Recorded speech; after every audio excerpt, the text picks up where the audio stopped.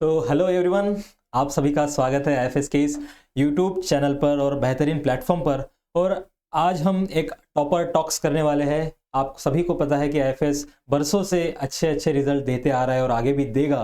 और ऐसे ही एक तारा हमारे एफ एस से निकला है और उन्होंने बहुत अच्छी रैंक से अपनी गेट बायोटेक्नोलॉजी क्वालिफाई की है और उनकी तारीफ हम और करेंगे आगे, पर उनका इंट्रोडक्शन एक बार कर लेते हैं। तो प्लीज़ आप अपना इंट्रोडक्शन दे दीजिए। Hello everyone, myself Nikita and I am from Gurgaon and I have done my bachelor's in geology and I have done my master's in biotechnology from Kurukshetra University. Okay, any exam you qualified with GATE BT?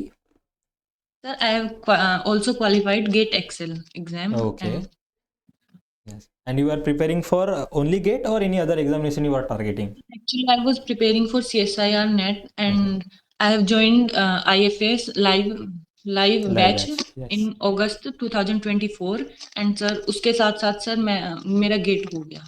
Nice nice, मतलब आपके कहीं पे निगाहें थी और कहीं पे निशाना लग गया। बहुत जी सर। अच्छी बात है, आपने गेट क्वालिफाई कर दिया और इतने अच्छी रैंक से आपने क्वालिफाई कर दिया है। तो मैं आपको पूछना चाहता हूँ कि आपने लाइव बैच लिया है 24 अगस्त में 2024 हाँ को। जी। तो आपका मास्टर्स कंप्लीट हुआ था या फिर आपने अपने मास्टर के साथ ही प्रिपरेशन चालू कर दिया था? सर मेरा मास्टर्स हो गया था, उसके बाद मैंने जॉइन किया था। अच्छा, तो मतलब आपने गैप दिया है जनरली, है ना? तो मैं हाँ जी आपको सर। पूछना चाहूँगा कि ये जो गैप देना है, ये एज लाइक बहुत बड़ा डिसीजन होता है किसी भी स्टूडेंट के लाइफ में, किसी भी एस्पायरेंट के लाइफ में। तो आपने खुद को या फिर खुद के माइंड को कैसे टैकल किया कि yes this is an right decision to give a gap, take a gap? Sir actually मैंने सोचा कि जिस टाइम मैंने नीट दिया था सर उस टाइम अनफॉर्चुनेटली मेरा नहीं हो पाया था। तो सर उस टाइम मैंने फिर देखा कि बहुत सारे और भी कोर्सेज होते हैं। तो सर उस टाइम मैंने गैप नहीं लिया। तो मेरे को लगा कि अगर मैं इस बार गैप ले लेती तो वो कंपनसेट हो जाएगा।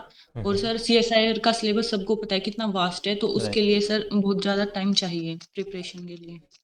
मतलब आपका कहना है कि early preparation is best, right? मतलब जी आप अगर पहले से प्रिपरेशन कर दो तो जितना सिलेबस है, जितना वास्ट और डीप सिलेबस है, तो वो उसके कंसेप्ट क्लियर करने में टाइम मिलता है। और जो भी आपके सर। हार्ड टॉपिक है उसको क्लियर करने में आपको टाइम मिलता है। अगर आपने कम टाइम में प्रिपरेशन किया तो जो आपके हार्ड टॉपिक है वो क्लियर नहीं हो पाते। तो nice Nikita, this is a very good point कि आपको जल्दी प्रिपरेशन चालू करना चाहिए या फिर गैप देके चालू करना चाहिए। बस आपको अपने अंदर एक कॉन्फिडेंस होना चाहिए कि यस मेरा एग्ज़ाम निकल जाता है, निकल जाएगा। तो आप हमें बताइए कि आपने कैसे प्रिपरेशन किया, मतलब डे टू डे लाइफ में या फिर पूरा अपने वीक का टाइम टेबल बनाया या फिर कुछ ऐसी चीज़ें?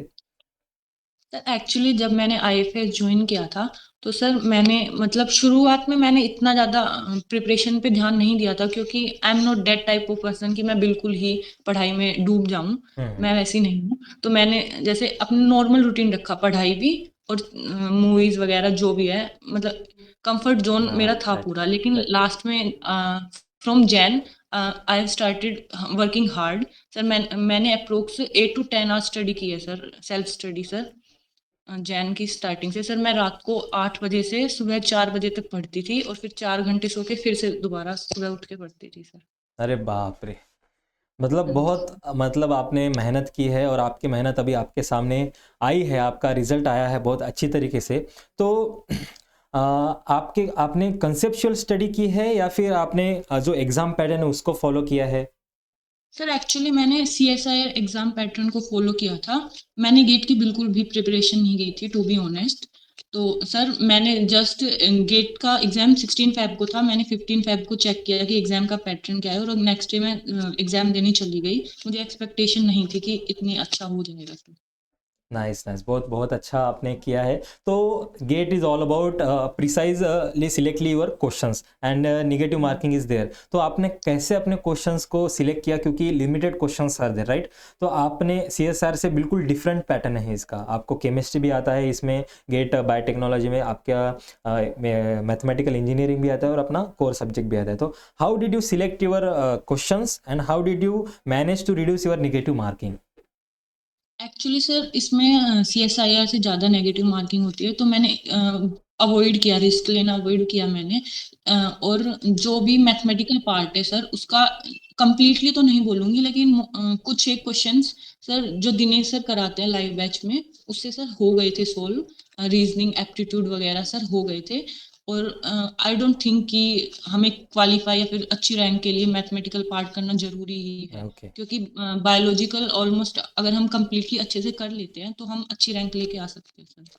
मतलब अगर अपने किसी का कोर मैथ सब्जेक्ट वीक के हो। साथ साथ आपको जनरल एप्टीट्यूड भी आपने कर लिया तो you can qualify GATE exam easily, right? You can yes. Skip that mathematical part जो ऑल बायोलॉजी के स्टूडेंट का फोबिया है, जो मैथ्स का कैलकुलेशन है, उसको we can skip for GATE examination. यही आपका कहना है, yes. Right?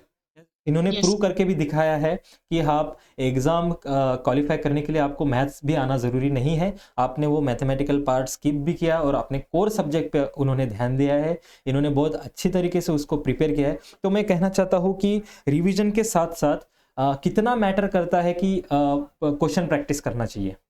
Actually sir question practice बहुत ज्यादा मैटर करता है। लेकिन मैं थोड़ा लैग बिहाइंड कर गई इस चीज में, क्वेश्चन प्रैक्टिस में। बट मैंने रियलाइज किया है जहां तक कि क्वेश्चन प्रैक्टिस करना मस्ट है सर। ओके, तो इससे आपको पता चलता है कि एग्जाम में कैसे सवाल पूछते हैं। आपको हाँ जी सर। इससे आपके ऊपर कॉन्फिडेंस आता है कि जो मैं पढ़ रहा हूँ वो मैं सही डायरेक्शन में पढ़ रहा हूँ। जब आप क्वेश्चन प्रैक्टिस करते हो आपको एग्जाम के बारे में पता चलता है कि एग्जाम कितने डेप्थ में क्वेश्चन पूछता है या फिर कौन से तरीके से क्वेश्चन पूछता है। तो रिवीजन के साथ साथ आपकी एग्जाम क्वेश्चन प्रैक्टिस भी वेरी वेरी मस्ट है। तो आपने बहुत अच्छी तरीके से इसको मैनेज किया, इसकी स्ट्रेटेजी बनाई। तो मैं आपसे पूछना चाहता हूँ कि आपके एस्पिरेंट लाइफ में, आपके प्रिपरेशन वाली फेज़ में आपने जो गलतियाँ की, आपको समझ में आया कि ये गलतियाँ मुझसे हुई है, आगे अगर मैं किसी एग्ज़ाम का प्रिपरेशन करूँगी तो ये गलतियाँ मुझे नहीं करनी चाहिए। तो ऐसी कौन सी गलतियाँ हैं जो आप अवॉइड करोगी या फिर आपके आने वाले जो आपको देख रहे हैं एस्पिरेंट्स उनको बताना चाहोगे कि ये गलतियाँ अवॉइड करनी चाहिए? Sir my biggest mistake is this कि सर मैं क्वेश्चन प्रैक्टिस नहीं कर पाई थी। हुँ, हुँ। लैग भी हो गई थी उस चीज में।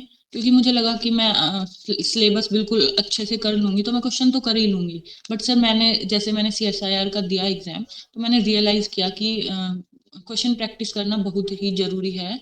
और sir first second thing is कि अगर हमें जैसे रैंक लेके आनी है या फिर हमें सिलेक्शन चाहिए, तो हमें रेगुलरिटी रखनी पड़ेगी। ओह! क्योंकि सर अगर हम रेगुलरिटी रखेंगे तो हमें इतना स्ट्रगल नहीं करना पड़ेगा। हम नॉर्मली मेहनत करके आराम से कंफर्टेबली हम कर सकते हैं सर क्वालिफाई।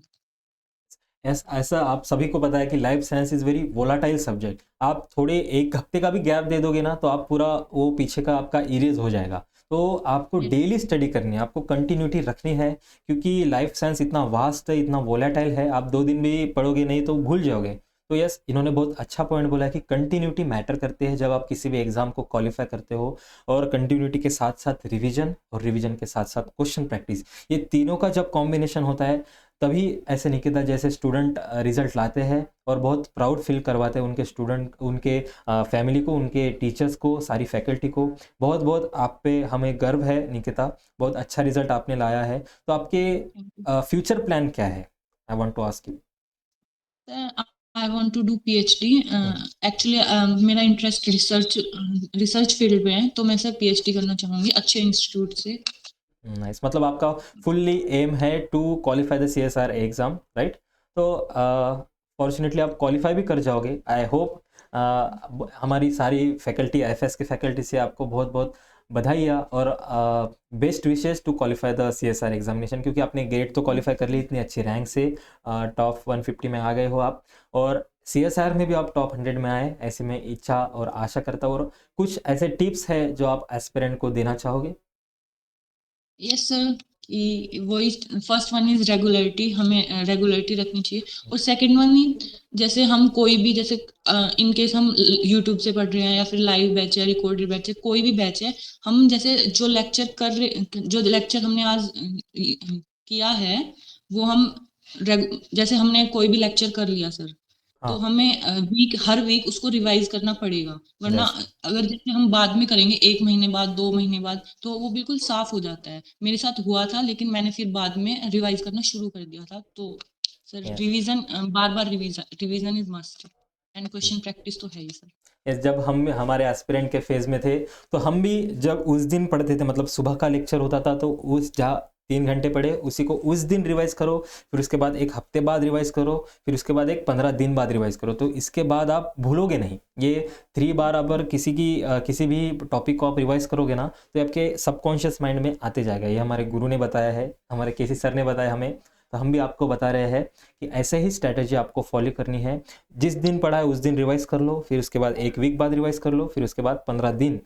आप फिर कभी भी भूलोगे नहीं, ये याद रखने वाली बात है। और निकिता ने भी ऐसे ही फॉलो किया है। उनको पता चल गया कि मैं लैग बिहाइंड कर रही हूँ, मेरा रिवीजन नहीं हो रहा है, तो उन्होंने अपने गलतियों पे काम किया है। ये भी बहुत सीखने वाली बात है कि आपको अगर पता हो कि आपकी गलती कहाँ है, तो you should clear your mistakes, you should correct your mistake. ये बहुत अच्छी या फिर अच्छी क्वालिटी है किसी भी एस्पिरेंट के लाइफ में, तो you should acquire this. Nice, बहुत अच्छी आपने प्रिपरेशन की है और अपना वैल्यूबल टाइम हमारे आईएफएस के साथ देने के लिए बहुत बहुत शुक्रिया। और आपके आगे वाले आने वाले फ्यूचर के लिए बहुत बहुत बधाई है आपको निकिता।